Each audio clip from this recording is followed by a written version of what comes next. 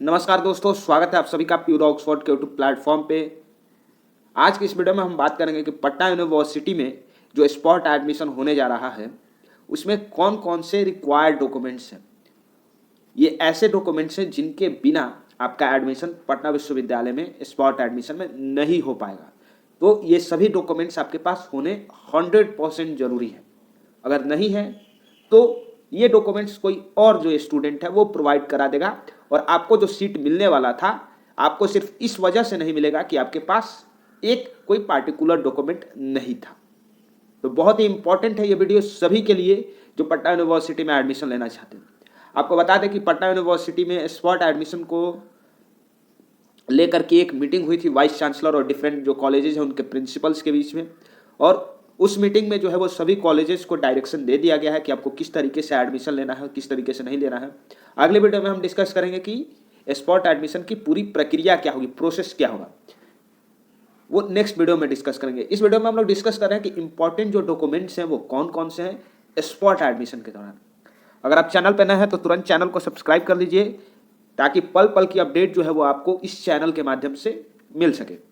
और कोई भी पर्सनल क्वेरी हो तो इन दोनों में से किसी भी व्हाट्सएप नंबर पर आप मैसेज कर सकते हैं एंड वी विल रिप्लाई। ठीक है, तो चलिए हम लोग वीडियो को शुरू करते हैं। Let's start.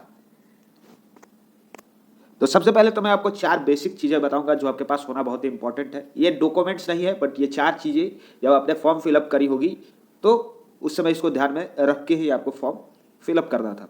सबसे पहले कि आपका जो ईमेल आईडी होना चाहिए वो वैलिड होना चाहिए। वैलिड इन द सेंस कि वो एक्टिव ईमेल आईडी होना चाहिए, क्योंकि आपको जितना भी नोटिफिकेशन मिलेगा वो सब इसी ईमेल आईडी पे मिलेगा।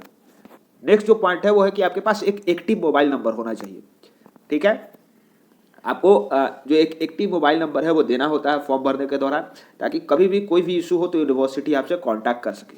तीसरी जो इंपॉर्टेंट चीज़ है कि आपके पास पासपोर्ट साइज फोटो होना चाहिए और हमेशा होना चाहिए। स्पॉट एडमिशन के दौरान भी जब आप आए तो आपके पास कम से कम 7-8 पासपोर्ट साइज फोटो होने ही चाहिए।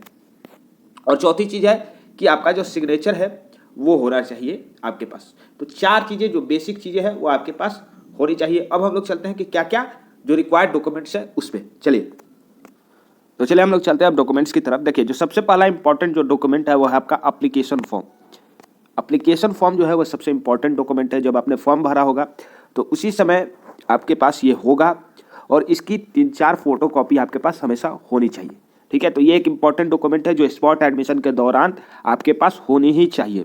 दूसरी जो चीज़ है वो है कि आपके पास जो ओरिजिनल एसएलसी है या सीएलसी है, स्कूल लिविंग सर्टिफिकेट या कॉलेज लिविंग सर्टिफिकेट, वो होना चाहिए, मस्ट है ये। तीसरा है कि जो माइग्रेशन सर्टिफिकेट है वो आपके पास होना चाहिए। अगर आप सीबीएसई बोर्ड से हैं तो आपके पास सीबीएसई वाला माइग्रेशन सर्टिफिकेट होना चाहिए, या आप अगर किसी और स्टेट बोर्ड से, फॉर एग्जांपल आप बिहार बोर्ड या झारखंड बोर्ड से हैं या यूपी बोर्ड से हैं, तो आपके पास उस बोर्ड का माइग्रेशन सर्टिफिकेट होना चाहिए। तो ये चीज़ें जो है वो आपको ध्यान रखनी है। 3 चीज़ें अभी तक, पहला आपका एप्लीकेशन फॉर्म, दूसरा आपका एसएलसी या सीएलसी और तीसरा आपका माइग्रेशन सर्टिफिकेट। देखिए, ये जो डॉक्यूमेंट्स है वो मस्ट डॉक्यूमेंट्स है। अगर आपके पास ये नहीं होंगे तो फिर आपका एडमिशन नहीं हो पाएगा। कुछ कुछ ऐसे डॉक्यूमेंट्स हैं जिन पर कॉम्प्रोमाइज हो सकता है, लेकिन ये ऐसे डॉक्यूमेंट्स हैं कि आपके पास होने ही चाहिए। चलिए नेक्स्ट डॉक्यूमेंट की अगर हम बात करते हैं तो वो है आपका कास्ट सर्टिफिकेट। अगर आप किसी भी कैटेगरी से बिलोंग करते हो, फॉर एग्जांपल अगर आप एससी, एसटी, BC1, BC2 या फिजिकली हैंडीकैप्ड, BC वुमेन या EWS, ठीक है, अगर इस कैटेगरी से बिलोंग करते हो तो आपके पास कास्ट सर्टिफिकेट होना ही चाहिए।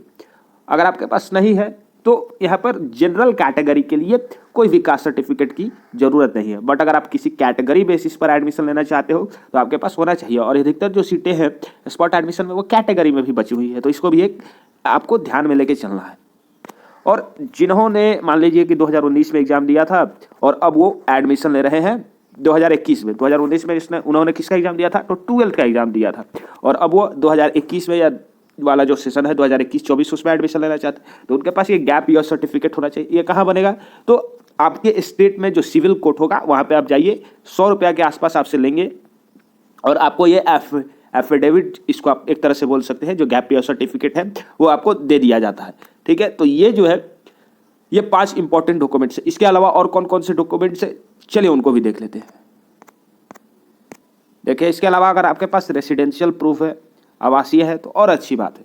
ठीक है, इसके अलावा और कौन सा डॉक्यूमेंट्स, अगर आपके पास इनकम सर्टिफिकेट है, आय प्रमाण पत्र है, तो ये एक और एडअप करेगा आपके डॉक्यूमेंट्स में। तो ये डॉक्यूमेंट्स भी जो है आप लेकर के आ सकते हैं और जरूरी डॉक्यूमेंट्स हैं ये। चलिए, तो ये 6-7 इंपॉर्टेंट डॉक्यूमेंट्स है जो आपको लेकर के जाना है। इसके अलावा जब